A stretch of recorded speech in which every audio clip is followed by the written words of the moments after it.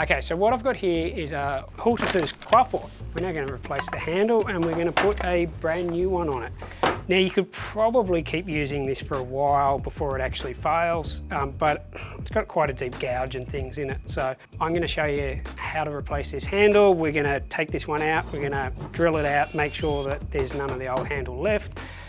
We're going to insert the new handle, we're going to put the locking wedge and the locking ring in it, and it's going to be brand new basically and ready to go. First thing we're going to need to do, I'll just get that out of the way, we can forget about the other handle for the minute. What we're going to need to do is we're actually going to need to cut off this head. Standard procedure is cut the axe off head here somewhere as close as you can. Nice, flat, smooth cut. Right, get rid of that. As you can see here, you can actually see, we'll get a close-up of that, how much that damaged structure is actually into the axe handle there. So the whole front edge of this has actually been compromised and there's a crack running all the way through there. First step done. Now we've got a nice clean structure here, which is good. So that's what we're going to be able to start working with the drill. And what we need to do is we need to remove as much material as we can, so we're going to be able to pop this out from the other end. Something to be wary of, there is a steel locking ring in here, so if you drill too deep to start with, I'll just show you what that looks like. Included in the axe handle with Hultafors is the wedge, which is lovely. We're going to glue that sucker in. And this steel locking ring, beautiful little piece. But remember, when you're drilling this out, that is going to be stuck in there. So you probably don't want to hit that with your nice timber drill bits. So something to be a little bit aware of.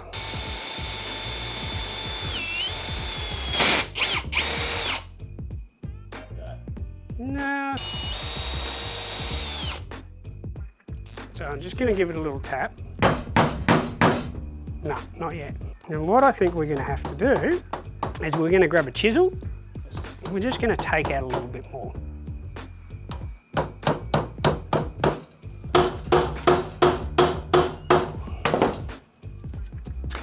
There. This looks pretty good. Nice clean eye. Yeah, nice. Initially, what I like to do is just eyeball the fit. Now these have come from factory shaped, but because there's a bit of variation as far as the eyes goes, what we're going to want to do is just have an eyeball down in there and just see if we're going to be close to a nice fit. And look, I tell you what, you can't really argue with that. A couple of different methods. The main published method, set the axe head up. Again, vice would be really handy, although you want something underneath it.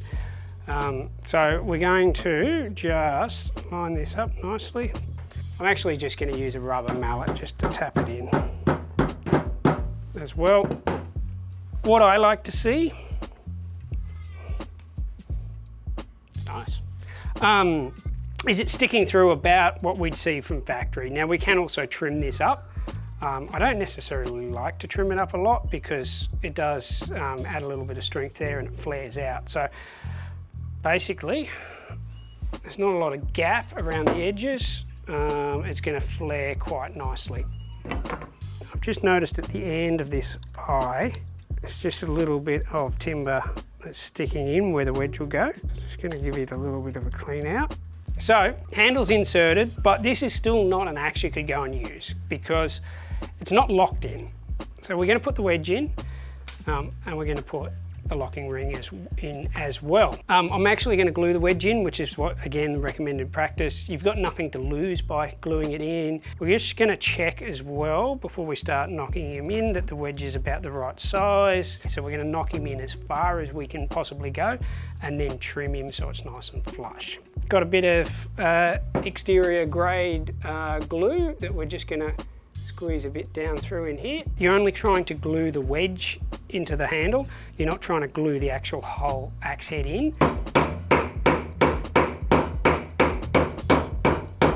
What you're actually starting to see is the top of the handle starts to flare out as this wedge gets driven in. And that's what stops your axe head from coming off the axe. So it is pretty critical. So got a little bit of glue squeeze out. Now what I'm going to have to do here is trim it back off with a saw. What we've now got, look at that, almost looks like factory one. Really nice top edge. You can see that the wedge is all the way in. You can see it's a little bit splayed out.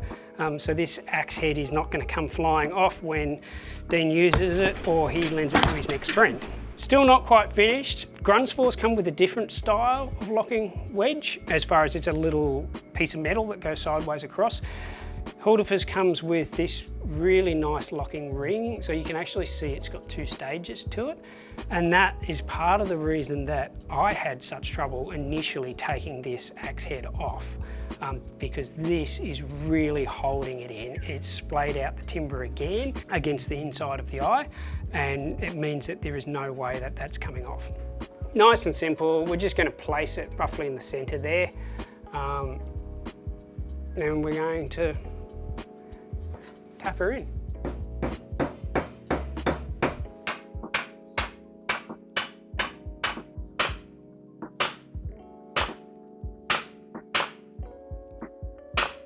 Not an easy process to tap that in, but once it's done, it's not going to come out. So what we've got is a little bit of splitting, as you can see, around the edges here.